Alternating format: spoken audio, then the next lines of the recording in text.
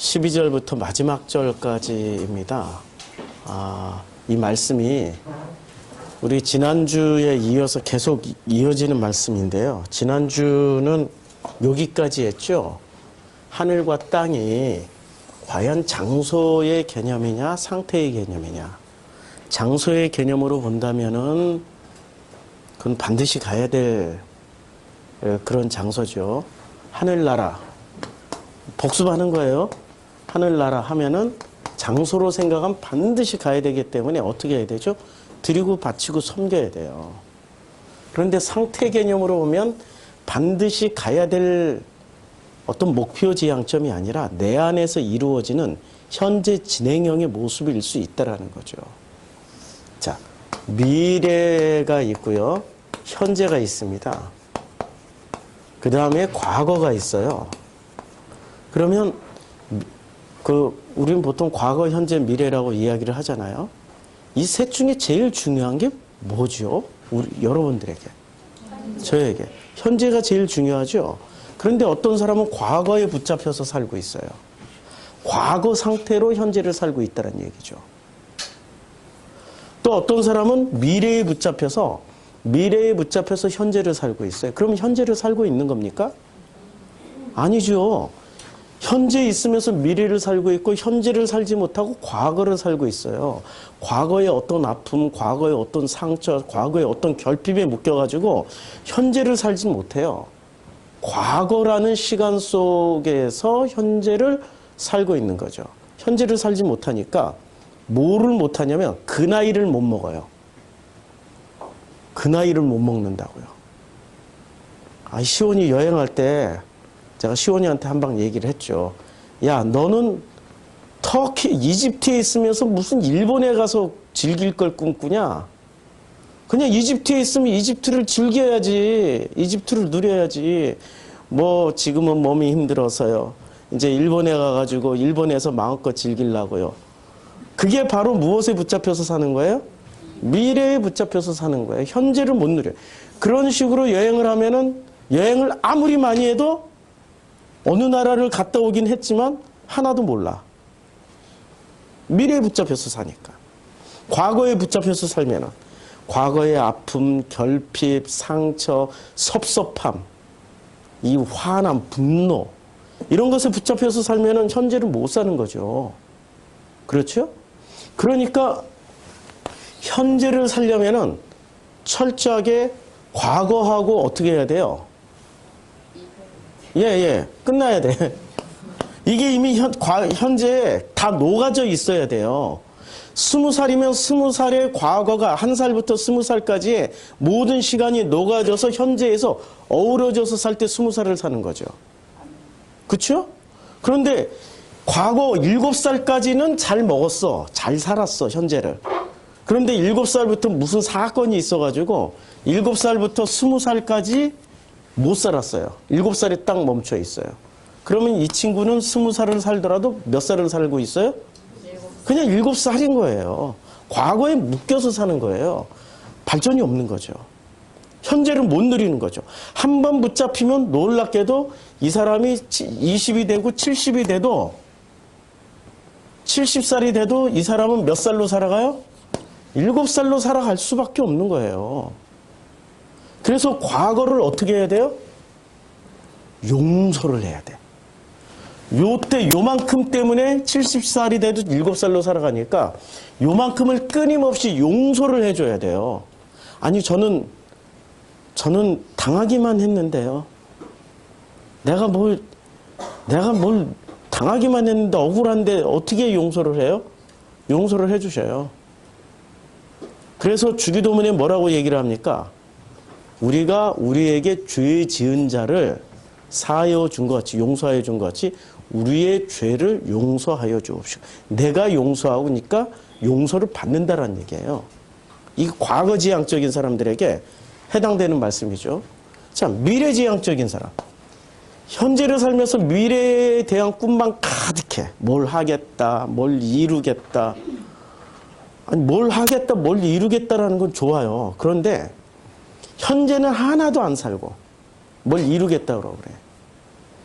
현재는 하나도 안 살고.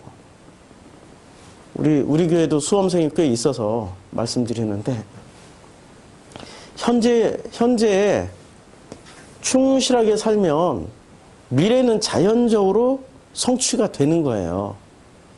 근데 현재를 충실하게 살지 않으면서 미래에 뭘 이루겠다. 그거는 망상이라고 그러죠. 상태가 어때요? 우리는 이러한 상태들을 이렇게 현재를 살면서 미래를 살고 있고 현재를 살면서 과거를 살고 있는 사람들을 상태가 어떠하다라고 얘기하냐면 삐리하다. 삐리한 상태로 살고 있다. 제대로 못 살고 있는 거예요. 그냥 현재 주어진 이 현실을 충실하게 살아가다 보면 어느 순간 나는 20살에서 30살이 되어 있고 30살에서 40이 되어 있고 50이 되어 있고 60이 되어 있고 70이 되었을 때 인생 다 잘 살고, 요새는 인생 뭐 90, 100살이니까 100살까지 다 잘 살고, 이제 하나님 보러 가는데 전혀 후회함이 없는 거죠. 그래서 나 돌아가리. 이 땅에서의 소풍 잘 마치고 나 하늘로 돌아가리. 이런 고백이 나올 수 있는 거죠. 그런데 현재를 잘 못 사는 사람은 드디어 그가 원하는 100살이 됐어. 100살. 100살이 아무것도 성취한 게 없는 거야. 그러면은 그분은 하나님께 돌아가리가 아니라, 아니야, 나 다시 과거로 되돌아가지고 다시 한번 살고 싶어. 그래서 죽는 사람들의 모습에 제가 장례식 많이 갔잖아요. 돌아가시는 분들 많이 봤잖아요. 두 가지야. 정말 잘 살았고 행복해서 나 간다 빠이빠이 하고 가시는 분들이 있는가 하면, 어떤 분들은 다시 살으려고 안 간 그 죽음이 오는 그 목전에서 안간님을 이를 악물고 살아내려고 하시는 분들이 또 계시더라고요. 그분들은 돌아가셔도 표정이 안 좋아. 안타까운 일. 우리가 상태로 봐야 되느냐 장소로 봐야 되느냐가 이런 문제예요. 우리는 신앙생활을 상태로 봐야 되는 거죠.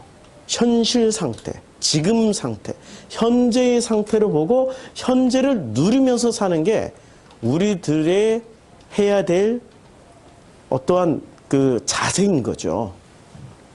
오늘 이제 복습 끝났어요. 여기까지 복습입니다. 복습 끝났고 이제 본론으로 들어가면은 제가 질문을 드릴게요. 오늘 주제는 뱀, 영생, 독생자입니다. 이게 세 단어가 이게 조합이 어울리는 조합인가요? 어울리는 조합이 아니죠. 자, 그런데 요한복음 3장 13절부터 16절까지는 뭐로 연결되냐면, 뱀 이꼴 뭐로 연결돼요? 독생자. 영생 이꼴 뱀. 그 다음에 뱀 이꼴 영생. 이렇게 연결이 된단 말이에요.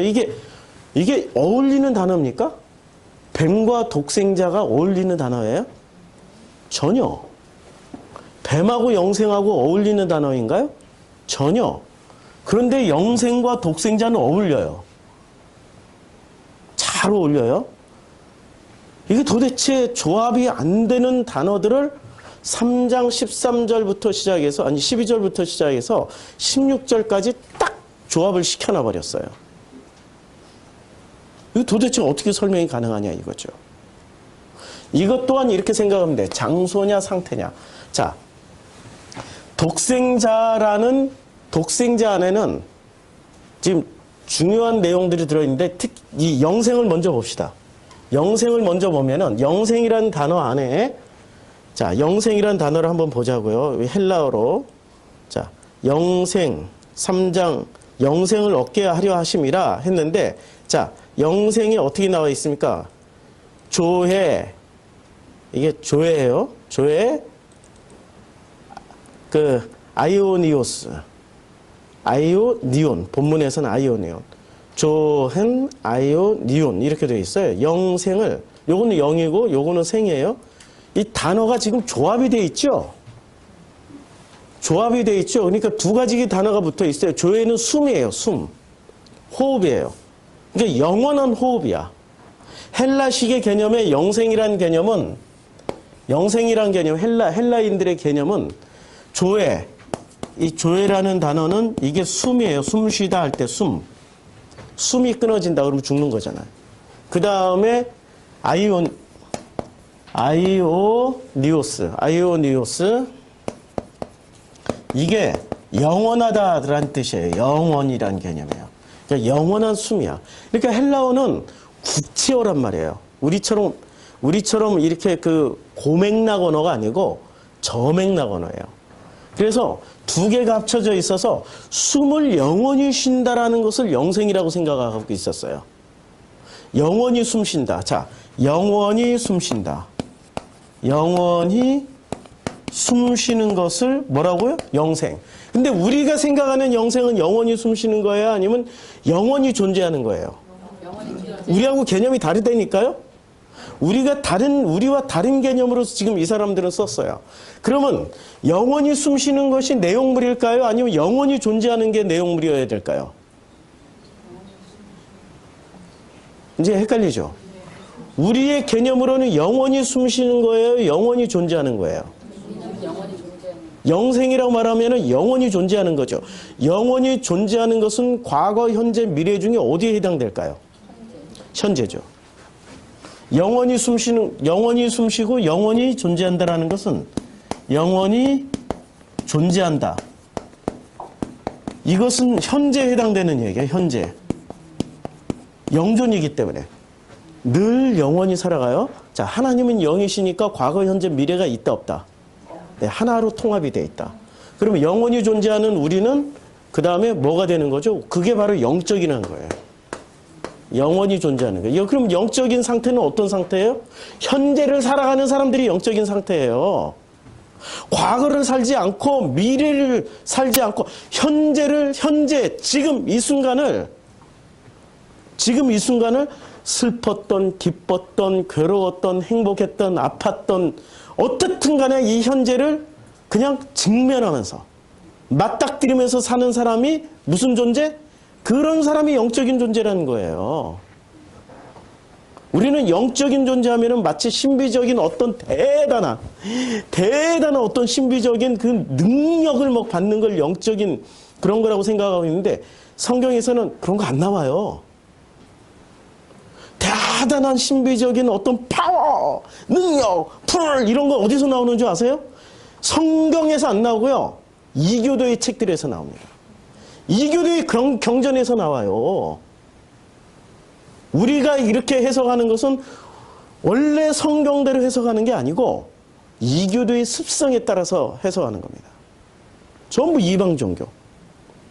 게르만과 거기에 또 게르만보다 더 센 바이킹들을 흡수하려고 보니까 그들의 종교의 개념을 가지고 와서 성경을 그런 식으로 해석을 해버렸어요. 성경은 유일한데, 자, 성경은 과거부터 현재까지 존재하고 있어요. 근데 이 해석은 놀랍게도 수많은 것들이 끼어 들어온 거예요. 제일 먼저 기독교를 공인하기 위해서, 자, 로마 제국 내에 99%? 좀 너무했나?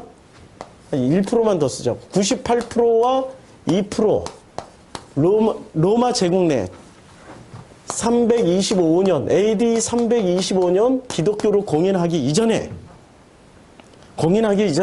이게 무슨 퍼센테이지였어요? 기독교 2%, 그 다음에 다신교, 이방 종교 98%였어요. 2%가 98%를 먹어야 돼. 2%가 98%를 먹기 위해서는 어떻게 해야 됩니까? 2%가 98%를 첫째 열심히 설득하고 다니다. 둘째 또 설득하고 다닌다. 셋째 또 설득하고 다닌다. 아니면 거꾸로 2%가 98%를 수용해버린다. 어느 게 가장 심플하고 짧은 시간에 다 꾹꾹 삼킬 수 있을까요? 수용해버린 거죠. 그러니까 2%가 98%를 수용했는데 퍼센테이지로 보니까 수용한 거예요? 수용당한 거예요? 수용당해버렸다니까요? 그러니까 지금의 이 예배 형태가 전부 어디서 온 겁니까? 예수님 당시에, 사도시대 당시의 예배는 이런 예배 아니었어요. 찬양이 어디서 왔어요? 찬양. 아테네 여신, 파르테논 신전에서, 그리스의 파르테논 신전에서 여신 숭배하는 데잖아요. 그러니까 여신 숭배하는 사람들이라 여신 숭배, 아름다운 성가대들이 있어서 찬양으로. 그리스가 그리스 영화 좀 보세요. 로마 영화를 보세요. 그러면 뭐가 나와요? 이렇게 뭔가를 흔들면서 그들이 찬양을 하고 있어요. 하늘하늘한 옷들을 입고. 성가대는 어디서 왔냐? 파르테논 신전에서 아테네 여신 숭배하는 데서 왔어요. 워십 그런 거 다 거기서 왔어요. 그러면 쫙 하고 이렇게 기도하는 통성 기도는 어디서 왔을까요? 네? 어디서 왔을까요? 제우스 숭배하는 데서 불을 던지니까 불 받아라 이거야. 불 받으니까 제우스가 번개 던지는 신 아니에요. 아니 번개 맞았다 이거야 막. 지금 우리가 드리고 있는 이 예배 형태는 사도 시대의 예배 형태는 아니었어요. 98%를 수용하려다 보니까 98%가 가지고 있는 전통을 다 수용해버린 거죠. 문제는 98% 중에 이게 2%고 98% 중에 절반은 남신 숭배였을까요? 여신 숭배였을까요? 여신 숭배였어요. 바울이 사도행전 17장, 18장에 전도여행을 하는데 사도행전 17장, 18장에서 전도여행을 하는데 그들의 다수가 무슨 신을 섬기고 있었죠? 아데미 여신이요. 아데미 여신이요. 아이고 아파라. 아데미 여신이요. 아데미 여신이요. 아데미 여신 숭배를 하고 있었어요. 제국 내 절반의 사람들이 아데미 여신을 숭배하고 있었다니까. 여신. 그럼 여신을 숭배하니까 여신 숭배를 이렇게 끌어들이려면은 뭐로 끌어들여야 돼요? 여신을 하나 만들어야 되잖아요. 기독교 내에서. 기독교 내에서 여신을 만들어야 되는데 그 여신의 이름이 누구였어요? 마리아. 그래서 마리아가 거의 예수를 품에 안고 있잖아. 어머니 마리아, 순결하고 고결하고 마리아를 높이고 높여놨더니 98% 중에 절반이 쑥 들어왔어. 그래서 52%가 됐어요. 기독교 2%, 여신 숭배 50%가 쑥 들어와 버린 거예요. 이런 식으로 기독교는 혼합돼서 짬뽕돼서 만들어진 거죠. 그 짬뽕 되다 보니까 성경을 해석하는 기준이 온갖 것들이 다 들어온 거예요. 온갖 해석법들이 다 들어와 버렸어요. 다 들어왔는데 그 중에 제일 무서운 게 어떤 해석법이 들어왔냐면은 영원히 존재하는 현재를 뭐로 해석을 했을까요? 영원히 존재하는 해석을 이것을 영적인 것이라고 얘기하지 않고 영적인 것은 무엇으로 해석을 해버렸어요? 예, 신비로.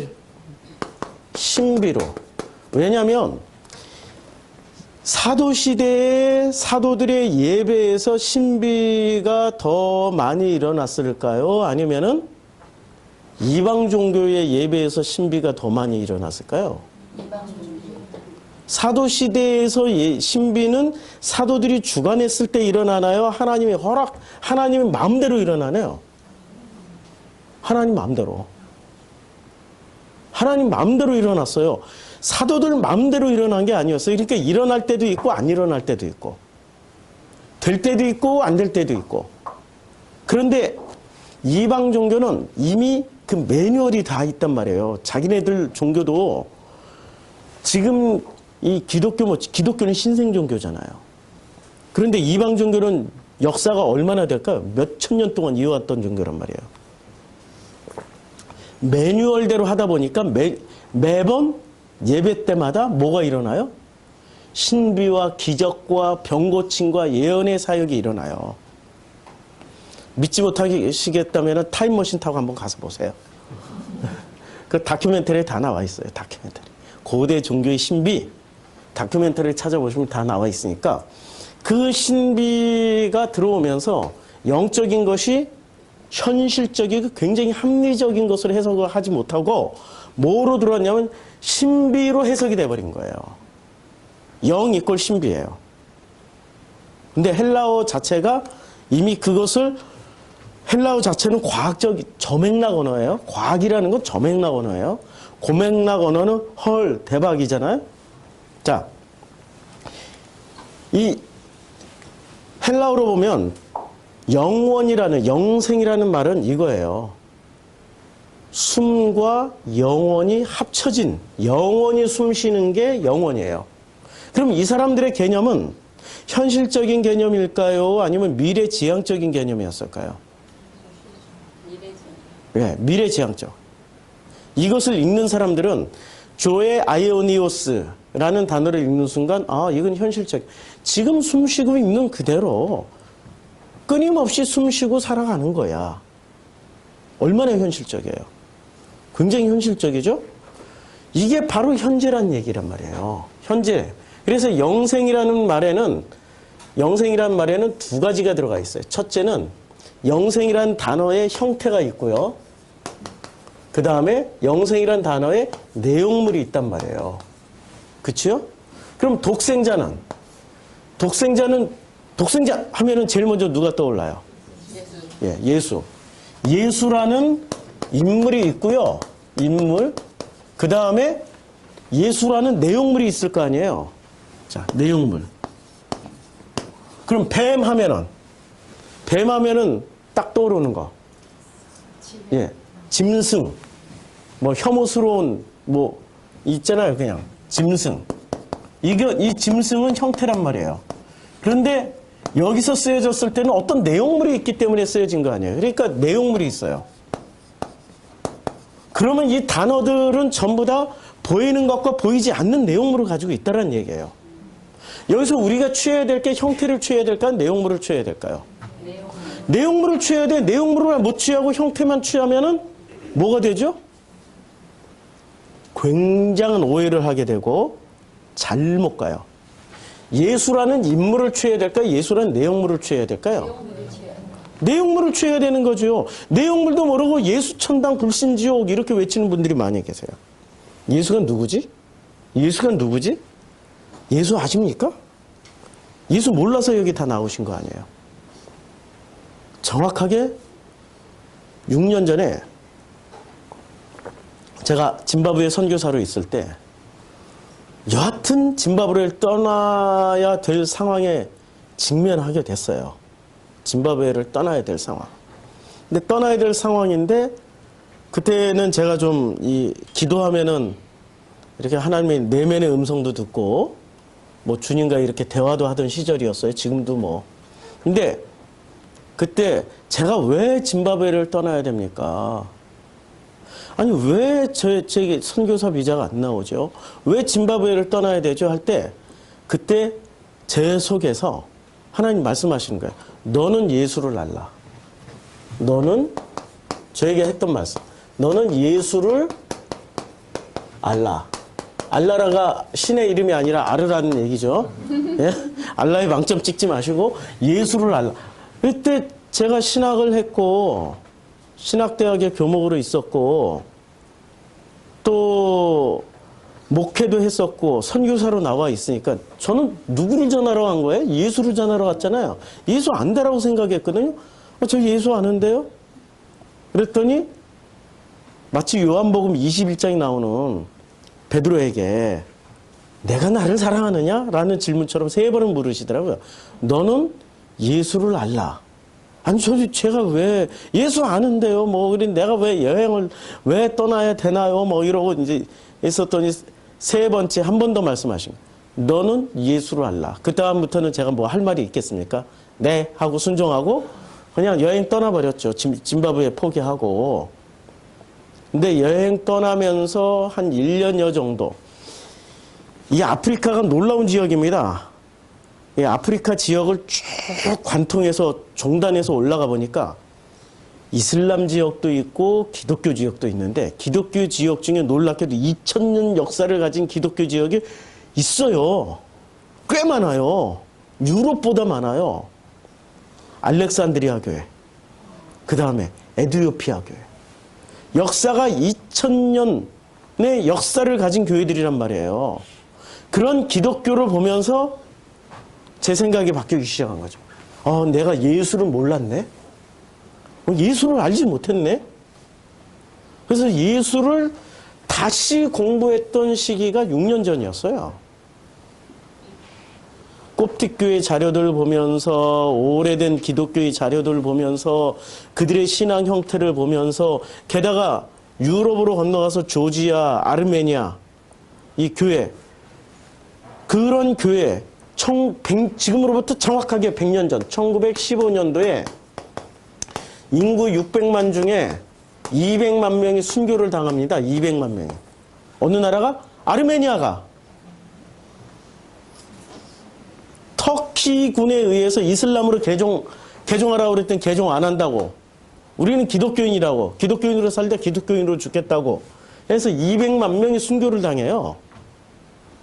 이런 지역에 가서 기독교를 공부를 하기 시작한 거죠. 한국교회하고 비교를 했어요. 200만 명이나 순교할까? 우리가 기독교인이 지금 한 800만인가? 뭐 1000만 명 기독교라고 그러는데 그렇게 안 될 것 같고 한 800만 기독교인? 800만 중에 200만 명 순교 당할까? 예. 마시는 소리가 여기까지 들려요. 예. 예. 예.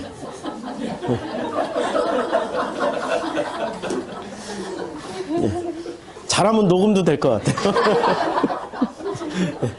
살살. 자.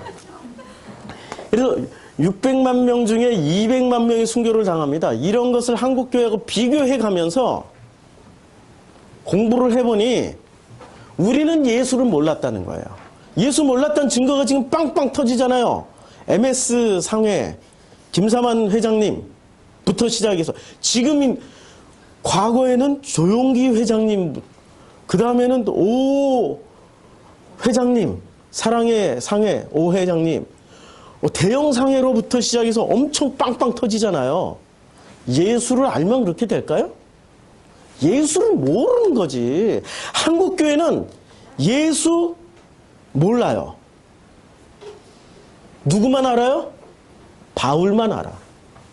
예수 모르고 바울 알아. 예수 가면 2단 안 되는데 바울 가면 2단 돼. 그리고 바울보다 또 칼빈 가면 또 2단 돼. 이상한 조합이 된 거예요. 그러니까 내용물을 형태는 알고 있는데 예수라는 인물은 알고 있어요. 예수 초상 하도 많이 봐가지고 이렇게 수염 기르고 이렇게 뭐 하나 이렇게 세마포 하나 걸치고 이러고 가면 아 예수다 하고 이런 거는 알아볼 수 있는데 내용물을 모른다니까요. 독생자 내용물 모른단 말이에요. 뱀의 내용물 모르고 형태만 알고 있으면 뱀은 혐오 짐승, 싫어하는 짐승이 되는 거죠. 영생이라는 내용물을 모르고 영생이라는 형태만 우리는 붙잡고 있는 거죠. 한국교회는 아주 심플해요. 형태만 붙잡고 있는 그런 교회가 한국교회였다는 거예요. 저도 형태만 붙잡고 신앙생활을 했다는 거죠.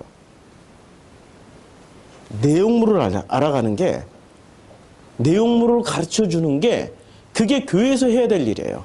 목사가 해야 될 일이 예수라는 내용물을 가르쳐주고 영생이라는 내용물을 가르쳐주고 뱀이라는 내용물을 가르쳐줘야 이게 목사가 해야 될 일이라는 거죠. 그래서 이 내용물을 우리가 어떻게 알아갈 수 있느냐, 어떻게 공부를 할 수 있느냐, 그 오직 성경에 다 나와 있어요. 그래서 성경을 통해 가지고 우리가 이걸 공부를 해야 되는데 지난주에 했던 내용이 이거죠. 장소냐 상태냐에서 이렇게 넘어왔더니 이제 다 모아서 장소냐 상태냐 해서 넘어왔더니 여기 와서는 뭐로 바뀌는 거예요? 장소 상태의 개념이 형식이냐 아니면 내용물이냐. 이제 내용물을 우리가 봐야 되는 거죠. 내용을 보고 내용으로 우리가 찾아 들어가야만이 오해가 없는 거예요.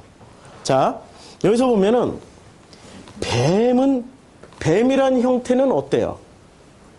혐오죠, 혐오.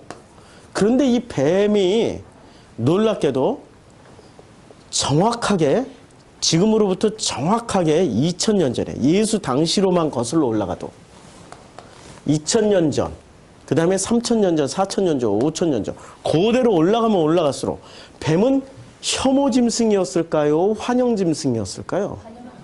환영짐승이었어요. 히포크라테스 선서할 때 어디다가 선서하죠? 선서하는 문양이 어떻게 되어 있습니까? 지팡이가 하나 있고 이렇게 뭔가 이렇게 말려 올라가는데 이렇게 낼름 이렇게 낼름 예, 뱀눈. 너무 잘 그렸나? 네. 히포크라테스 선서에도 뱀. 모든 중요한 다 뱀. 이게 고대 이집트의 태양신 종교예요, 여기는. 여기에 투탕카멘의 이게 뭐예요? 왕관이죠. 왕관에 이렇게 빗살 무늬처럼 햇살처럼 되어 있지만 실제로 이 내용물을 보면 뭐죠? 요 끝마다 전부 다 뱀이야, 뱀. 이게 전부 뱀이에요. 이집트, 바벨론, 지금 동양, 중국까지. 중국에 보면은 중국의 여와라고 여와. 요렇게. 그 여와가 어떻게 해서 만들어진 뱀 두 마리가 꼬아, 이렇게 또아리, 똑같아, 얘랑. 뱀 두 마리가 또아리, 이렇게 서로 몸을 교차해서 만들어 놓은 게 상징물이에요. 동서양을 막론하고, 심지어는 아프리카까지.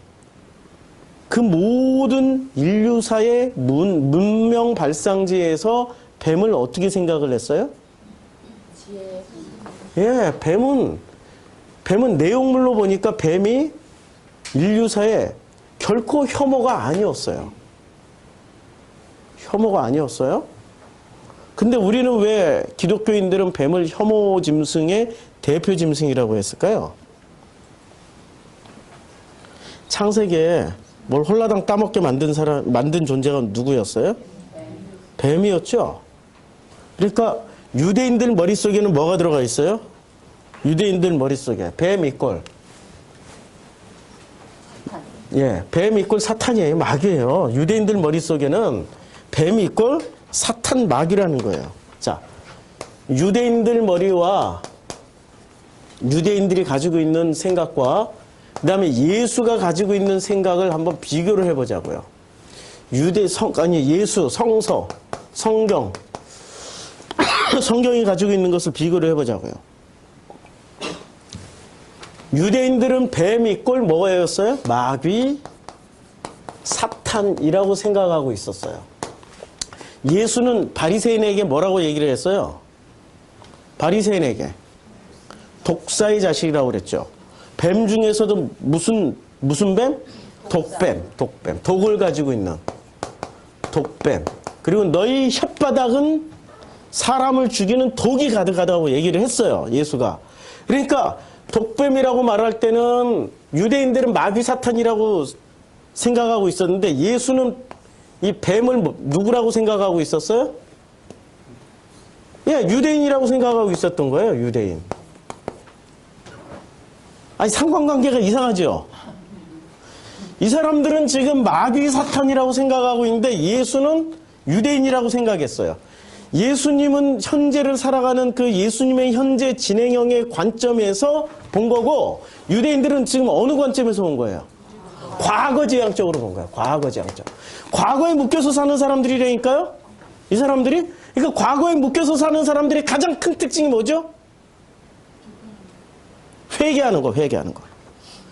그냥 죄에 묶여서 살아요. 죄에 묶여서. 이 죄를 용서해 주시고 이 죄가 아니면은 내가 그냥 홀홀 가벼워가지고 홀홀 날아서 하늘 나라 천국에 갈 텐데 요따위 생각하고 있는 거지. 죄에 묶여서 살아요. 지금 유대인들이 어디에 묶여서 살냐면은 과거에 묶여서 살고 있었어요. 그들을 향해서 예수는 니네가 뱀이야. 마귀는 지금 과거지향적이 아니라 현재 너희들 유대인들이 너희가 바로 뱀이야. 그렇죠? 예수는 뱀을 현재 진행형으로 해석을 했어요. 그러면 성경은 뱀에 대해서 어떻게 얘기하고 있습니까? 뱀에 대해서 긍정을 하고 있나요? 부정을 하고 있나요? 다 섞여 있죠. 긍정과 부정이 다 섞여 있는데 그런데 이 성경에서 뱀 이야기를 하는 대표적인 장면들이 여러 군데 나와요. 이거는 지지난주 수요 성경 공부에 뱀, 사라프, 나하시 뭐 이런 거 공부할 때 이제 공부를 다 했어요. 그거 하자면 2시간 해야 돼요. 그거 하자면 2시간 하기 때문에 요약을 합니다.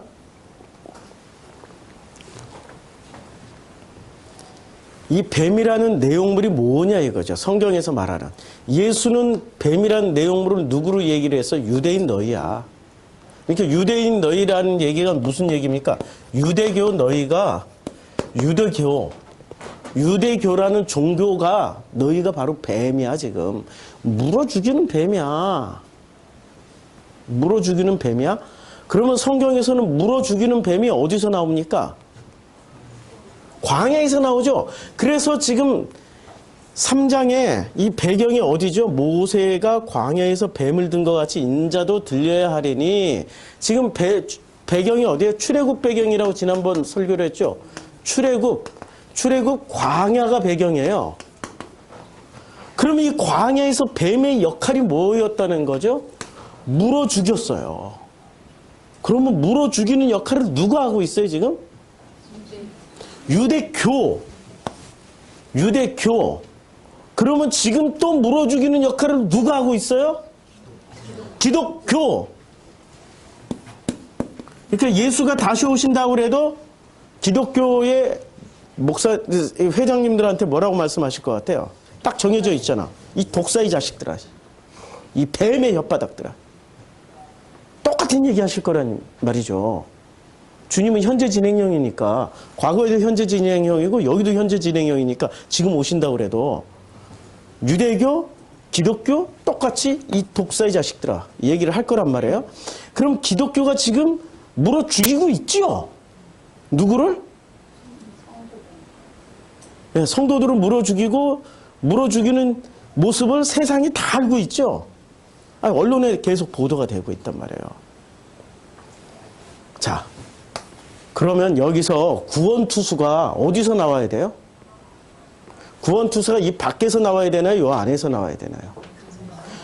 유대교 안에서 이 독사의 자식들 안에서 누가 구원투수로 누가 나오셨어요? 예수가 나온 거예요. 그분이 독생자. 기독교 안에서 구원투수가 누가 나와야 돼요? 똑같이 이렇게 나와야 돼. 그런데 이때는 예수가 확실해, 독생자가. 근데 지금 기독교 안에서는 누가 이 역할을 하냐 이거죠.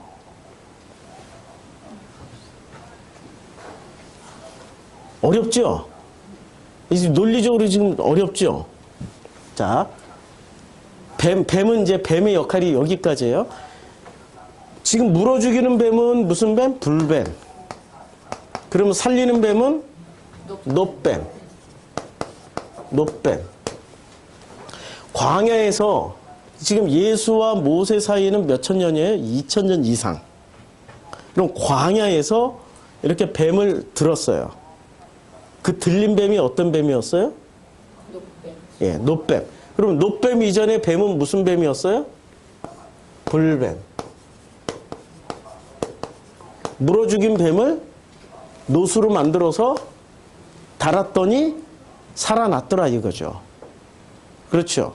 그러면은 이 노뱀은 형식이에요, 내용물이에요? 내용물이죠. 무엇을 포함하고 있는 내용물이죠? 불뱀을 포함하고 있는 내용물이죠. 이렇게 불뱀을 포함하고 있는 내용물이에요. 그럼 유대교나 기독교를 포함하고 있는 내용물은 뭐여야 되죠? 일단은 수학 공식처럼 이렇게 하면 뭐가 나와요? 아, 노뱀이 나오는구나. 네. 요게 내용물이고 요게 내용물이니까 요게 대표 노뱀이구나. 그렇죠? 노뱀을 지금 뭐라고 얘기를 하고 있어요? 독생자. 예. 요한복음 3장 16절에서 독생자라고 표현하고 있어요. 그러면 이 독생자를 믿는 자마다, 자, 3장 16절. 하나님이 세상을 이처럼 사랑하사 누구를 주셨어요? 예. 이 독생자 말하기 전에 뭐라고 얘기했어요? 불뱀, 노뱀을 주셨으니. 이제 그 불뱀, 노뱀을 믿는 자마다, 이는 그를 믿는 자마다 멸망치 않고 어떻게 해요? 영생을 얻게 하려 하심이라. 자, 멸망이라는 단어를 한번 보자고요. 멸망이라는 단어, 3장 16절에 멸망이라는 단어가 이렇게 나옵니다. 멸망치 않고. 자, 아폴룸이라고 되어 있어요. 요게 이렇게 되어 있죠. 얼마나 사전이 좋으냐. 아폴룸이 요게 한글로 표시되어 있고, 뜻이 문자적으로는 뭐 완전히 파괴하다, 완전히 파괴하다, 완전히 파괴하다, 그 다음에 파괴하다, 죽다, 뭐 잃다, 손상시키다 했는데, 자, 이 아폴루미를 그 요한복음의 용법에서 한번 보자고요. 요한복음에서는 아폴루미를 어떤 식으로 썼는지, 어떤 식으로 사용을 했는지 보자고요. 요한복음에 아폴루미가 많이 쓰여졌어요. 6장 12절에 저희가 배부른 후에 예수께서 제자들에게 이르시되 남은 조각을 거두고 버리는 것이 없게 하라 하심으로, 그래서 아폴루미가 어떻게 돼 있어요? 버린다라는 의미로 쓰여졌어요. 버린다.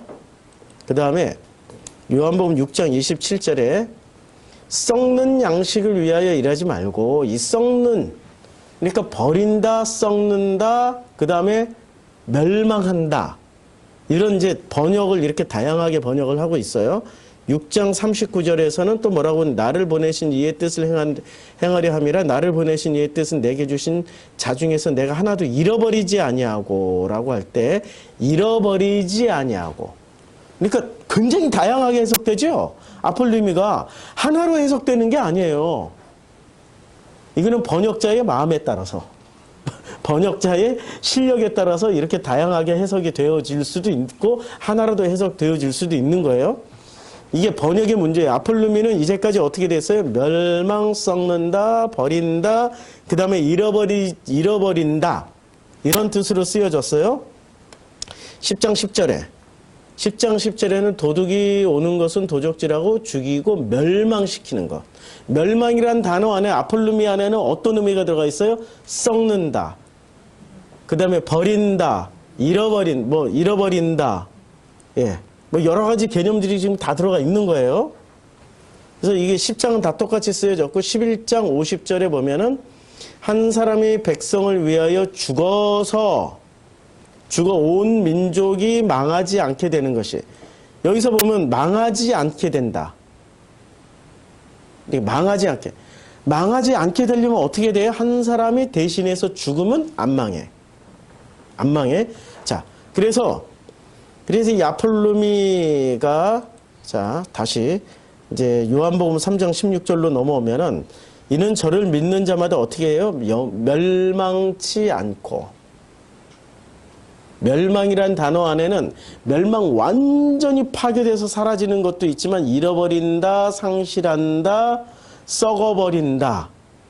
우리가 그동안 찾았던 단어 내용들에 이런 것 개념이 다 포함된 거예요. 이런 개념들이 다 포함돼 가지고 뭐가 형성이 돼 있어요? 멸망의 반대가 뭐로 등장하게 된 거예요? 멸망의 반대로. 예, 멸망의 반대로 영생이 등장하게 된 거예요. 그러면 영생의 개념은 멸망의 반대로 생각하면 되죠. 파괴가 안 된다, 잃어버리지 않는다, 사라지지 않는다, 뭐 이렇게 기억에서 사라지지 않는다, 뭐 이런 반대의 개념으로 영생을 지금 쓴 거란 말이에요. 그러면은 지금 멸망의 반대말로 쓰여졌으면 영원한 숨이라고 쓰여진 단어는 영원한 숨인데, 조에 아이오니우스, 그러니까 영원한 숨인데, 멸망의 반대말로 생각하니까 영생이 좀 더 구체적으로 다가오는 거죠. 어떻게 돼요? 존재한다로. 존재한다. 이게 내용물이 뭐예요? 그러니까 영생의 내용물은 존재한다요. 지금 반대로 생각을 해보니까 영생의 반대말로 아폴루미를 쓰여졌는데, 아폴루미를 이렇게 찾아보니까 영생은 무슨 뜻이냐? 존재한다. 어떻게 존재해요? 파괴되지 않고, 상실하지 않고, 잃어버리지 않고, 썩지 않고, 어떻게 돼요? 그냥 영원히 존재한다. 영원히 존재하는 게 요한복음에서는 뭐가 있어요? 영원히 존재하는 거. 요한복음 1장부터 지금 3장 16절까지 영원히 존재하는 걸 지금 뭐라고 얘기를 하고 있어요? 우리 그렇게 공부 많이 했는데. 예? 예, 로고스.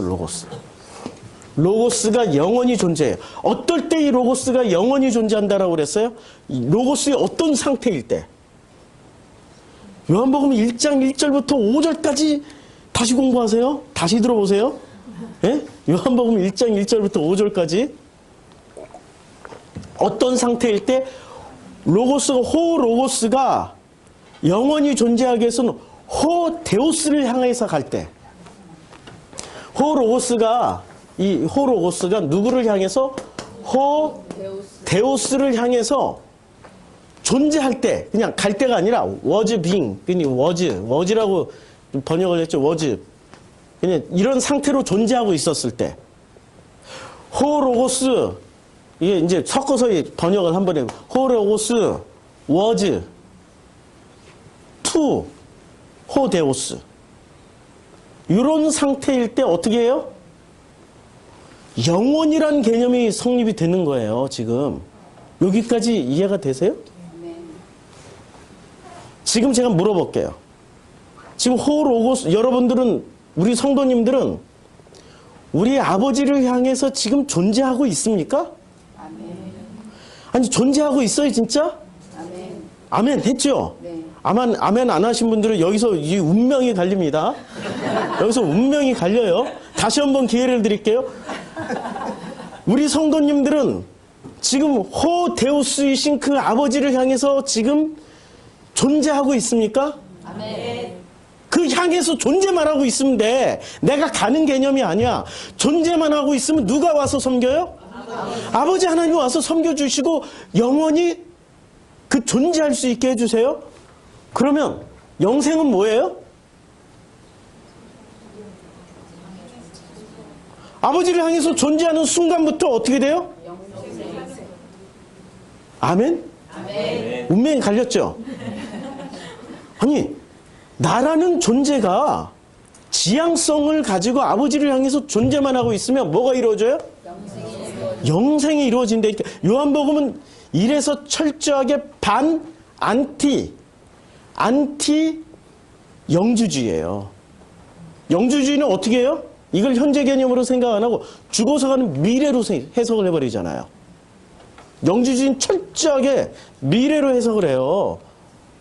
그래서 현재의 삶을 어떻게 살으라고? 영주주의는 개판 5분으로 살아도 돼. 다 개판.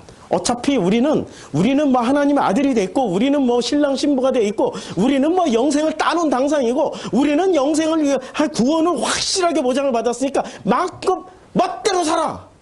마음껏 살으라가 아니라 멋대로가 꼭 붙어 있어. 그게 영주주의예요. 죽어서 가는 거니까. 아니고요. 우리에게 지금 요한복음에서 제일 소중한 개념으로 말씀하신 게 뭡니까? 우리 속에 뭐를 넣어주셨어요? 마음을 넣어주죠. 로고스가 뭐죠? 로고스가 들어오면, 자, 로고스라는 개념은 지난번에 고맥락 언어, 저맥락 언어를 말씀드렸는데, 로고스는 고맥락 언어일까요? 저맥락 언어일까요? 저맥락 언어죠. 로고스는 저맥락 언어고 고맥락 언어는 위토스였잖아요. 위토스. 아, 잘 따라오시네니까요. 지금 이 설교 한 편에 아는 분들은 아시더라고요. 책이 지금 최소한 몇십 권이 들어가 있는 거예요. 어떻게 쉽게 편안하게 전달해 줄까? 밤에 잠을 못 이루면서 이렇게 주일날을 보내고 나면은 이제 제가 그로키 상태가 되는데, 자, 미토스는 고맥락 언어예요. 그러면 로고스는 저맥락 언어예요. 저맥락 언어를 통해서 우리에게 가르쳐 주시려고 하는, 이 로고스를 통해서 가르쳐 주시려고 하는 그 지향점이 뭘까요? 아버지를 향해서 존재만 하고 있으면 돼. 그럼 아버지의 정체성에 대해서 요한의 저자들은 어떻게 얘기하고 있을까요? 요한 1, 2, 3서에서 하나님은 사랑이시다. 그렇죠. 하나님은 사랑이시죠. 이게 지금 성서신학이라 굉장히 어려운 거예요. 조직신학이 아니고 성서신학적 접근이라 우리가 낯선 지금 설교를 듣고 있는 거예요. 조직신학적인 설교는 너무 쉬워. 사랑은 이렇습니다. 사랑은 세 가지 종류가 있습니다. 사랑에는 뭐 제일 낮은 단계 뭐 에로스의 사랑이 있고 필레오의 사랑이 있고 아가페의 사랑이 있습니다. 우리 기독교인들은 아가페의 사랑을 해야 됩니다. 할렐루야 아멘. 이거 조직신학 설교야. 우리는 이런 설교에 길들여졌다고. 조직신학 설교는 있잖아요. 어떤 철학을 끌어다 썼을지 아무도 모르기 때문에 그 무서운 설교예요. 그 근본 바탕의 철학이 무슨 철학인지를 우리가 그걸 모른단 말이야. 거기에다 성경 구절을 조합을 해놨기 때문에. 근데 성서신학은 철저하게 성경이 무슨 얘기를 하는지를 찾아서 얘기를 해주는 거예요. 자, 요한복음의 저자, 그리고 요한 1, 2, 3서를 쓴 이 요한 공동체의 아주 공통적인 고백은 뭐냐면, 호로고스이신 하나님 아버지는 뭐예요? 사랑이시다. 키워드는 뭐예요? 사랑이에요. 요한복음, 요한 1, 2, 3서, 요한계시록 전체는 사랑을 얘기하고 있어요. 하나님의 정체는 뭐죠? 사랑. 그럼 사랑을 위해서 제일 필요한 게 뭐죠? 사랑은. 예? 아니, 희생도 결과물이에요. 그 다음에 또 마음. 마음에 어떤 거예요? 긍휼. 그것도 결과물. 예.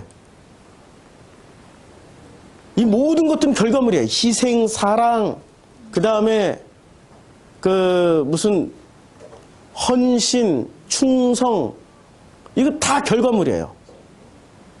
마음에서 이게 일어나야 비로소 희생하게 되고 순교하게 되고 바치게 되고 완전히 자기 자신을 내려놓게 돼요. 그게 뭐죠? 공감. 공감하면은 희생해요. 내 자녀하고 공감이 돼 있잖아요. 내 딸하고. 누가 죽을래 하면은 누구부터 죽어요? 얘부터 죽여요! 이런 엄마 있어요? 얘부터 죽여! 이런 엄마? 예? 우리 교회는 최소한 없을 것 같아요. 저부터 죽여주세요 하는 사람들이 우리 교회 성도님들이라고 믿고 있어요. 왜? 공감이 돼 있으니까. 공감이 안 돼 있으면 안 된다니까요. 모든 것의 출발은 공감이고, 공감에 마음 안에 뭐가 들어가 있으면 돼요? 마음 안에 공감이 들어가 있으면은 비로소 이 공감의 결과물로 뭐가 나와요? 공감의 결과물로 긍휼, 사랑, 온유, 애통, 그 다음에 의에 줄이고 목마름, 이 모든 것들이 여기서부터 출발돼요. 마음은 형태예요. 마음의 내용물이 뭐죠? 공감이에요. 사랑이라고 말할 때는 결국에는 이 사랑의 출발점은 뭐부터 있어야 되는 거예요? 사람의 출발점은 공감이에요. 공감이 돼야 비로소 사랑하게 되는 거지. 공감도 안 하는데 어떻게 사랑을 해? 공감이 돼야 눈물이 나오지. 공감도 안 되는데 눈물 넣으면 사이코패스지. 연극하는 거지, 연극. 그냥 짜내는 거지. 공감이 돼야 비로소 마음의 결과물인 사랑, 애통, 온유, 긍휼, 자비, 양선, 온유, 절제, 충성, 이런 게 나오는 거죠. 그렇죠? 성령의 9가지 열매가 이 마음 안에서 이루어지는데, 그 마음 안에 이 공감이 일어날 때 비로소 성령의 9가지 열매가 일어나는 거예요. 공감하면서 사십니까? 아들은 공감하십니까? 딸은 공감하십니까? 남편은 공감하시고 아내를 공감해주고 있습니까? 마음으로 공감은 하는데 방법을 몰라요. 이게 한국 사람들이에요. 방법을 몰라, 방법을.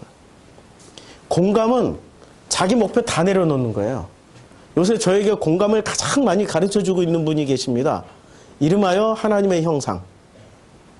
아무도 못 알아듣는다.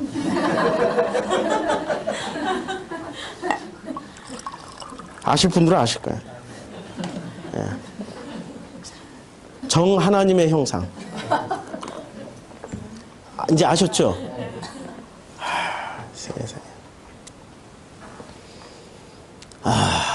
무한한 공감을 요구를 하고 있습니다. 공감을 엄청 배우고 있습니다. 공감을 엄청 배우고 있어요. 애초에 하나만 태어났으면은 그런 마음이 아닌데, 둘이 있다 하나가 가니까 하나가 남았잖아요. 얘가 전 존재가 돼버리는 거예요. 왔다, 절대 절대 부모는 자식을 통해서 배우고 자식은 부모를 통해서 배워요. 그래서 가족이, 그래서 이웃을, 그래서 가까운 이웃을 통해서 꼭 배우게 만들어 놓으셨 우리 하나님 찬양드립니다. 네. 이 공감을 통해 가지고 하나님은 우리에게 이거 로고스의 본질은 뭐죠? 그러니까 로고스의 본질은 로고스는 뭐하라고 우리에게 로고스를 주신 거예요? 저맥락 언어를 뭐하라고 주신 거예요? 고맥락 언어를 깨달으라고 주신 건데 고맥락 언어의 최고의 언어는 뭐였어요? 공감하니까 헐 대박 이게 다 통하는 거 아니에요? 공감 안 하면은 절대 그런 이 고맥락 언어는 대화 자체가 불가능해요. 아빠하고 딸하고 얘기하는데 딸은 계속해서 이모티콘 뿅뿅뿅뿅뿅 날리는데 이 사고 구조가 60년대 생인 저는 이게 문장으로 들어와야 이해가 되지 이모티콘 가지고는 부족하다고 안 된다고 뭔가 막 많이 빠진 것 같고 허접한 것 같고 문장으로 해보라고 문장으로. 우리는 저맥락 언어 세대거든요. 우리 자녀 세대는 고맥락 언어 세대고요. 고맥락 언어와 저맥락 언어가 부딪히면은 고맥락 언어는 저맥락 언어를 이해하지만 저맥락 언어는 고맥락 언어를 이해를 못해요. 로고스를 그냥 로고스로만 붙잡고 있으면은 이해를 못한다니까요. 로고스가 어디로 건너가야 돼요? 고맥락 언어인 공감으로 건너갈 때 비로소 우리가 공감하고 있는 나 자신은 검증이 되는 거예요. 누구를 향해서 있는 거예요? 이게 호예요. 데우스. 아버지를 향해서 가고 있는, 아니 존재하고 있는 거야. 그냥 가고 있는 것도 아니야. 존재하고 있는 거야. 워즈. 우리는 그냥 존재하고 있는 거예요. 빙이란 말이야. 그 자체가 존재 빙이란 말이에요. 이걸 지금 말씀하시려고 하고 있는 거야. 이 엑기스를 어디다 얘기를 하고 있어요? 요한복음 3장 12절부터 16절에다가 탁 박아놨단 말이에요. 결론적으로. 그 다음에 그러면 3장 이제 이렇게 3장의 결론이 딱 났으면 나머지 4장부터는 뭐예요? 이거 해석하는 해설서겠죠? 이 시간이 많이 안 걸릴 건 이제 예측이 되죠? 3장까지 거의 1년 걸렸어요. 3장까지 오는데. 이 로고스는 형태이고 로고스의 내용물은 뭐죠? 공감이에요. 공감할 때 비로소 뭐가 쏟아지기 시작해요? 공감하면 제일 먼저 뭐부터 나와요? 공감하면 감정에 충실해져요. 눈물이 나오고 왠지 모르게 흐뭇해지고 기쁨이 있고 안에서 충만한 게 일어나기 시작한단 말이에요. 그런데 우리의 감정은 속아. 무엇에 속아요? 형식에 속아. 형태에 속아요. 어떤 형태에 속을까요? 같은 성경을 보더라도 서로 다른 눈으로 봐요. 내용물로 보지 않고 같은 성경을 보고 있어요. 이게 하늘, 땅. 이것은 전부 무엇을 대표합니까? 하늘, 땅. 이게 성경이란 말이에요. 성경 내용. 하나님이 태초에 천지를 뭐를 창조하셨어요? 그냥 하늘, 땅을 창조하셨어. 이거 땅이란 말이에요. 하늘, 땅을 창조하셨어. 그러면 성경 안에 뭐가 들어가 있어요? 하늘, 땅이 들어가 있다니까. 하늘, 땅. 하늘, 땅은 무엇의 대명사예요? 성경이 대명사예요. 그럼 이 성경을 장소, 상태, 이것을 형식, 형태로 보면은 상태는 내용물로 보면은 성경은 전부 다 두 가지로 형태로 이루어져 있고요. 그 다음에 내용물로 이루어져 있는데 이제까지 종교는 뭘 붙잡고 가는 게 종교예요? 형태를 붙잡고 가는 게 종교예요. 이 종교의 대명사가 유대교였고 그 다음에 지금 현재는 그렇게 말하면 또 혼나니까 그냥 종교. 예, 상회 종교. 예, 종합상회잖아요, 지금은. 종합상계 종교가 된 거예요. 그러면 이 형태에서 우리는 뭐를 찾아내야 되는 거예요? 어떤 내용물이에요? 로고스. 지금 요한복음을 기준으로 해서 얘기하자고. 로고스를 찾아야 되는데 이 로고스의 내용물은 뭐였죠? 이게 공감이에요. 이게 공감 능력. 공감이에요. 왜냐하면 하나님은 사랑이시니까. 요한 전체가 얘기해 주는 게 하나님은 사랑이시니까. 공감. 자, 우리 성도님도 공감하고 계십니까? 정말로 아멘 하고 계세요? 아픈 사람에게, 우리 아픈 환우들에게 문자라도 한번 넣어주신 분들은 빼고, 한 번도 안 넣어주신 분들 한번 아멘 가능하시나요? 예? 우리 시온이 지금 귀국을, 아니, 생각을 해보시라고요. 그냥 멀쩡한 애도 거의 반년 가까이. 그럼 환영회 나와야 돼. 아무도 안 나와. 가족 대표로 엄마가 나가고, 교인 대표로 우리 목사 부부가 나가요. 아직 우리 공동체를 한번 보시라고. 우리 공동체가 진짜 공감하면서 공감하면은 당연히 뭐가 나와요? 마음 가는 곳에 뭐가 가요? 몸이 가. 마음이 안 간다니까 지금. 말로는, 그러니까 형태의 최고봉이 뭐냐면 우리 자신을 디스하려고 그러는 게 아니라 뭔가를 중요한 걸 지금 말씀드리려고 그러는 거예요. 성경을 형태로만 취한 사람들은 전부 다 뭐로만 알고 있어요? 지식. 지식은 살짝 변하는데, 살짝 변해. 근데 살짝 변하지만 뭐는 안 변해? 본질은 안 변해. 본질이 뭐죠? 본질이 마음인데, 마음은 안 변해. 지식적인 동의는 해요. 그래서 잠시 열심을 내.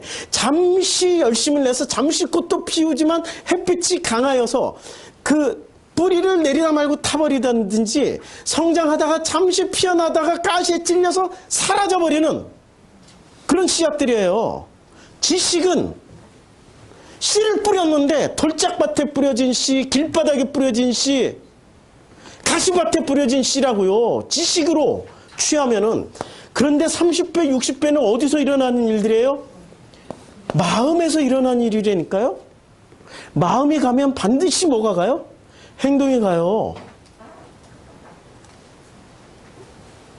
저는 우리 교회 절대 이렇게 누가 어느 분이 헌물을 하셨다, 뭐를 하셨다, 광고 이름 거론을 안 하죠. 왜냐면 마음으로 하신 거니까. 그 마음이 왔다라는 건 놀라운 일이에요. 뭔가 왔다라는 거는, 뭔가를 했다라는 건 놀라운 일이라고요. 마음이 가면은 반드시 행위가 나오게 돼 있어요. 오른손 하는 일을 왼손 모르게 해라. 그러면 문자 그대로 하면 오른손 했으니까 왼손 모르게? 왼손 모르게? 이건가? 이런 얘기일까요?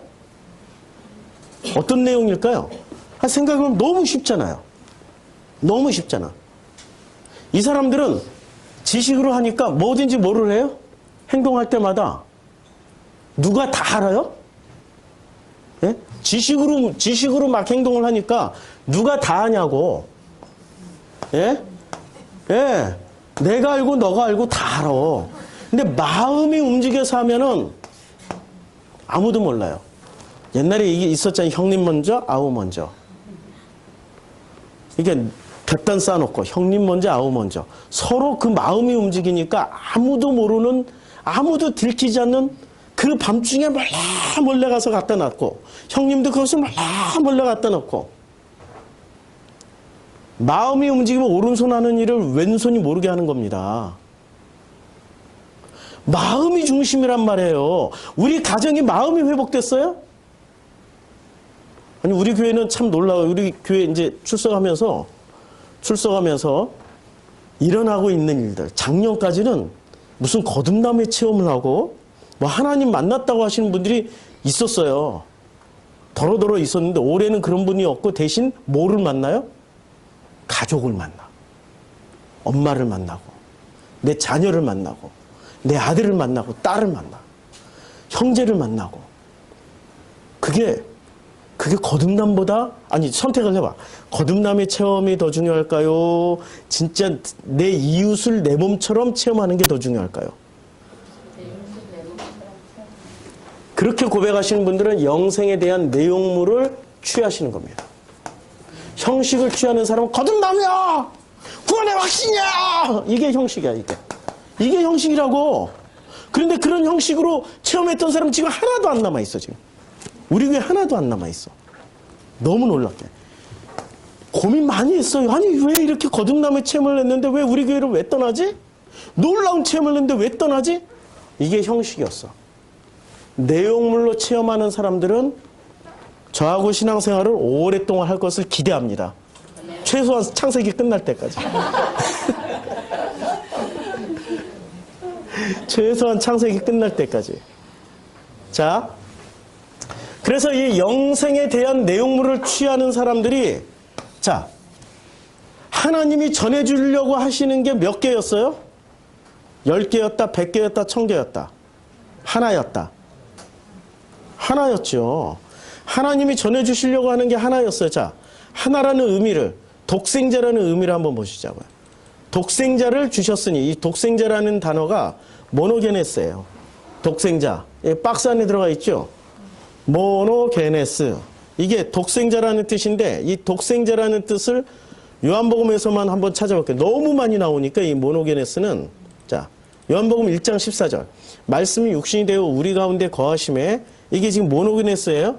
거하심에 우리가 그 영광을 아버지의 무엇에? 독생자의 영광이요.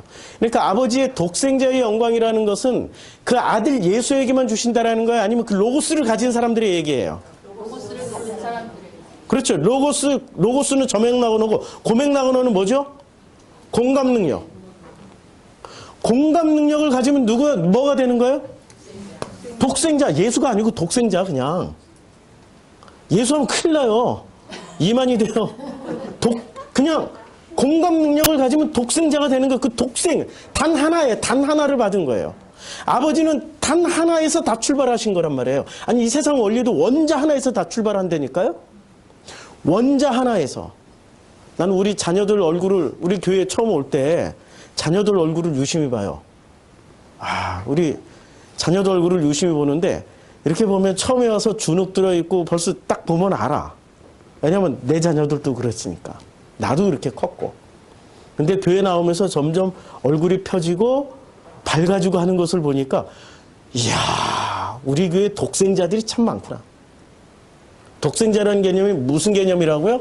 예수라는 개념이 아니고, 그건 형태고, 예수라는 형태고, 내용물은 뭐예요? 호로고스 공감 능력. 아니, 어느 날은 우리 소미가 엄청 밝아진 거예요. 그래서 원인을 알아봤어. 왜 이렇게 밝아졌니?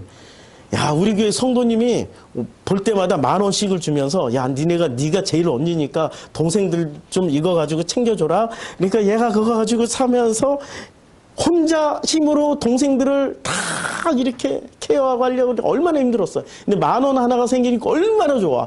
얘가 그거 가지고 10,000원 주고 다 애들 사주고. 근데 10,000원을 주신 분의 마음도 생각해가지고 얘가 이건 남겨줘야지 딱 남기고 영수증까지 탁 첨부했어. 초등학교 6학년짜리가. 세상에. 어떻게 그런 일이 있을 수가 있어. 영수증까지 탁 첨부해가지고 도로 이렇게 딱 잔돈을 갖다 드려. 이런 일들을 몇 번 겪고 나니까 소미가 환해져.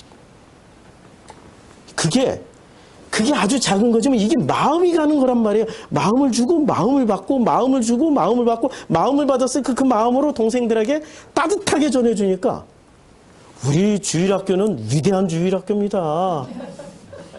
무슨 성경의 내용, 이거 안 믿으면 다 다음에 또 안 기냐? 요번에는 성경 키지 말까? 이런 거 중요한 게 아니에요. 내용물, 이 공감 능력에. 그래서 이 공감을 하는 그런 모임에서는 뭐가 피어날까요? 당연히 행복함이 넘쳐나겠죠. 거기가 천국이에요. 그런 데를 영원히 살고 싶은 거죠. 그런 데를 영원히 살고 싶은 거예요. 그런 데일수록 영원히 그냥 살게 돼 있어요. 자, 다시 보면 독생자는, 그러니까 이 뱀은 무슨 역할을 해요? 왜 물어 죽일까요? 물려본 사람은 알아. 많이 물려본 사람은 알아. 사람은 태어나면서부터 누구도 사랑할 수 있을까요? 사랑할 수 없을까요? 사랑할 수 있다 한번 손 들어보세요.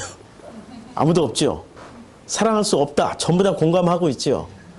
태어나는 순간부터 우리는 누구도 사랑할 수 없어요. 근데 어느 순간 보니까 내가 사랑하기 시작한 거야. 진심으로. 그게 어떻게 그게 가능해졌을까요? 아픈 만큼 사랑하는 거예요. 어느 시인이 썼잖아요. 아프니까 사람이다. 아픈 만큼 사랑하게 돼 있는 거예요. 아픈 만큼 공감대를 가질 수 있게 되는 거예요. 아픈 만큼 남을 이해한다니까요. 아픈 만큼 공감하고 아픈 만큼 누군가를 품을 수 있는 품이 생기는 거예요. 마음을 표현한 성경에서 마음을 표현하는 단어가 두 개가 있어요. 성경에서 마음을 표현하는 단어가 두 개가 있는데 그 중에 제일 대표적인 단어가 푸뉴마예요.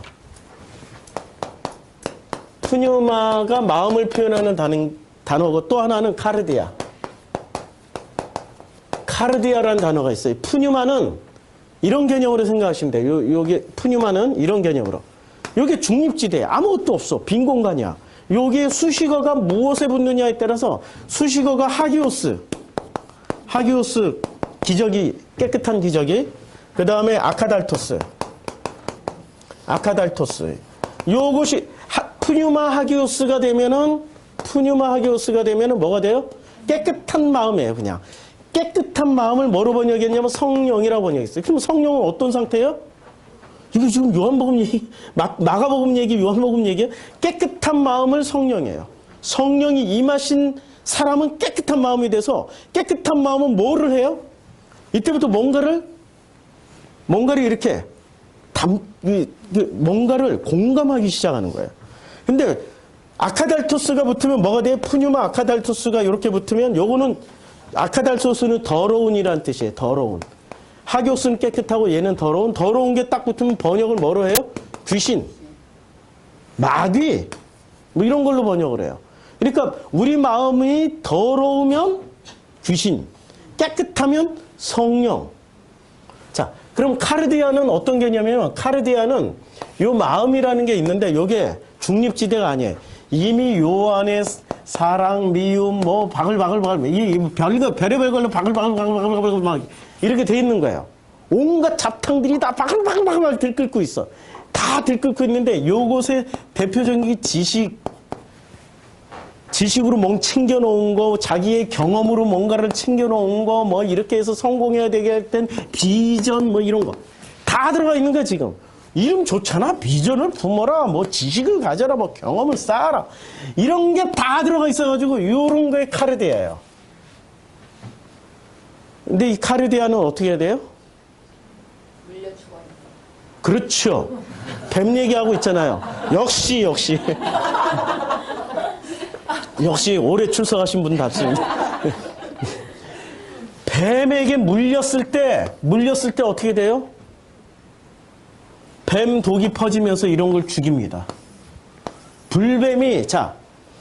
불뱀에 물린 사람들의 공통분모가 있어요. 너무 아파, 불뱀은.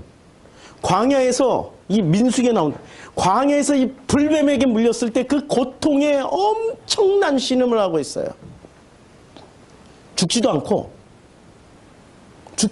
거의 죽기 직전까지 무지한 고통을 당하고 있어요. 뱀이 광야에서 들린 그 뱀은 들리기 직전에 물어놓으면 죽을 고통이 임하는 거예요. 저에게 지금 사랑하는 우리 하나님의 형상 때문에 며칠 잠을 못 자고 있어요. 그 고통으로 인해서 끊임없이 그 고통이 무엇을 보게 하나요? 사랑하는 딸을 보게 만드나요? 저를 보게 만드나요? 예. 제가 자문을 구하죠. 이럴 때는 저에게 자문을 제일 잘해주시는 저의 배우자에게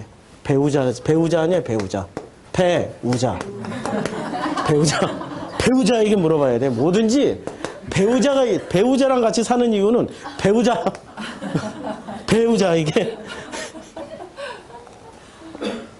배우자에게 물어보니까 굉장한 기쁨으로 얘기를 해주더라고요.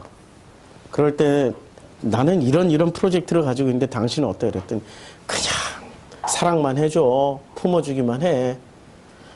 그렇지, 맞아. 아유, 내 성격 같아서는 그냥 지금 당장이라도 해가지고 이렇게 이렇게 해주고 싶은데 배우고 있어요 지금. 극심한 고통만큼 보게 된다는 거예요. 그런데 이 모든 고통은 육체적인 고통이에요? 아니면은 이 마음의 고통이에요? 육체적인 고통을 저만큼 경험한 사람도 별로 없을 거예요. 뭐 병 때문에 아픈 게 아니라 가난 때문에 엄청난 고생을 했고 이사 34번 다녔어요. 제가 30살 이전까지. 지금도 이사 다니고 있으니까 지금은 30살 이후의 것은 뺐어. 30살 이전까지만 34번을 다녔어요. 제가 셀 수 있는 것만. 물론 뭐 하루 이틀 또 이사 다니는 거 다 빼버렸어. 그래도 최소한 한두 달 이상 살았던 거의 뭐 한 40번 된다고 봐야 되는 거죠. 고생 엄청 했어요. 백두대간에서 고생했어요. 그런데 그 고생은 고생이 아니고 진짜 고생은 무슨 고생이에요? 마음고생. 마음고생을 많이 하면 많이 할수록 놀랍게도 사람이 겸손해지더라 이거예요. 내려지더라 이거예요. 마음이 가난해지더라 이거예요. 그래서 그 가난해진 마음에 뭐가 이렇게 싹 들어가요? 애통이 들어가고 긍휼이 들어가고 사랑과 온유와 자비와 양성과 충성과 절제 이런 것들이 다 들어가요. 놀랍게도. 이게 비워지는 방법은 딱 하나예요. 뱀에게 물리면 돼요. 뱀이 확 물어가지고 독을 쫙 터뜨리면 육체적인 고통이 아니라 마음의 고통. 저는 지금 종교가 말하는 지옥 있잖아요. 자, 이제부터 잠수 시작한다. 시작. 팍 들어갔어. 무슨 물에? 네, 다 아시네. 그걸 고통이라 가르치는 거야. 그거 괜찮아. 그 안에 있는 거 내가 다 처먹어도 돼. 마음 고통에 비하면은 천분의 일, 만분의 일도 안 돼요. 지금 기독교가 뭐만 취하고 있어? 형태만 취하고 있는 거야. 내용물은 못 취하고 있어. 진짜 내용물은 뭐예요? 진짜 내용물은 그 마음에서 일어나고 있는 게 진짜 내용물이에요. 몸으로 일어나고 있는 그 아픔 아무것도 아니에요. 팔 하나 잘라지면 어때? 다리 하나 잊어버리면 어때? 그러나 나를 사랑하는 사람이 내 옆에 있고 내가 그를 사랑하고 있으면은 그 자리가 천국이 되는 거야. 먹을 거, 입을 거 다 있어. 부모님도 다 있어. 내 형제 자매도 다 있어. 근데 마음이 괴로워 죽겠는데 그 집이며 그 멋진 컴퓨터며 내 방이며 그게 뭔 소용 있냐고. 마음이 고통스러우면 다 고통스러운 거예요. 그런데 그 고통을 통해서 누구를 보게 돼요? 이웃을 보게 된다니까. 이웃을 내 몸처럼 사랑하라 할 때 우리는 전부 다 어떻게 생각했어요? 이웃을 내 몸처럼 사랑하라고 할 때.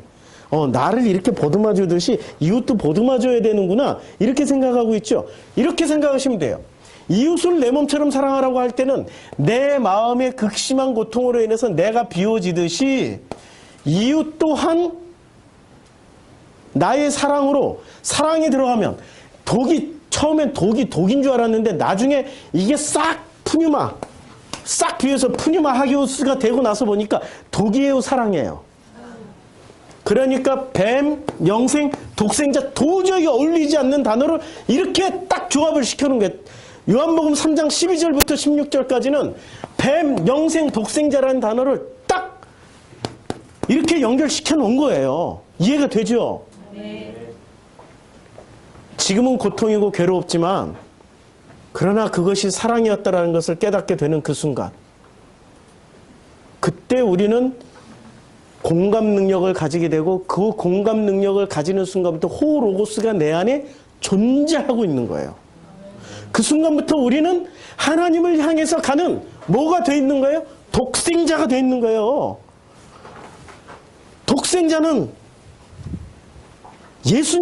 예수님이 대표 독생자고 우리는 그 뒤를 따라가는 그냥 예수님의 뭐라고 해야 되나? 뭐 동생들? 뭐 뒤따라가는 제자들? 어떤 표현이든 상관없어요. 같은 마음을 가지면 같은 개념이니까. 이제 우리 집안에서 이러한 일이 일어나길 바랍니다. 뱀, 영생, 독생자가 우리 안에서 일어나기를 기대합니다. 기도하겠습니다.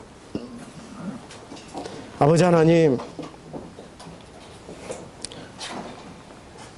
우리는 이제까지 잘못 알고 거꾸로 생각하고 있었습니다. 형태만 취하고 내용물은 모른 채 영생을 얻겠다라고, 구원을 얻겠다라고 아둥바둥하고 있었습니다. 이제 형태보다는 내용물을, 장소보다는 상태를, 이제는 하나님을 향하여서 가는 행위보다는 하나님을 향해 존재하는 그 마음을, 이제는 홀로고스이신 그 마음의 공감 능력을 우리들에게 더욱더 깊이 허락해 주셔서 이제는 그 공감이 우리의 존재가 될 수 있도록 축복하여 주시옵소서. 예수님의 이름으로 기도드렸습니다. 아멘.